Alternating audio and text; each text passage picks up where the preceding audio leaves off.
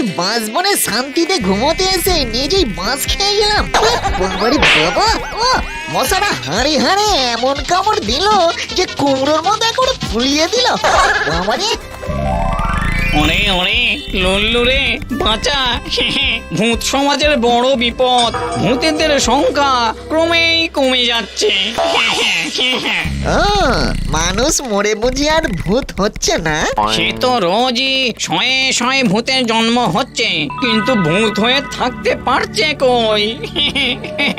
কেন ভূতেরা বুঝি ফের বেঁচে উঠে মানুষ হয়ে যাচ্ছে? না রে লল্লু না, সেসব না। ভূত চুরি হচ্ছে। ভয়ানক এক চক্র, সব নেটওয়ার্ক কেটে যাচ্ছে। বলেন কি ভূত কিডন্যাপিং? তাই তো রোজ কিডন্যাপ হয়ে যাচ্ছে। তুই বাঁচা লল্লু, এর পেছনে কে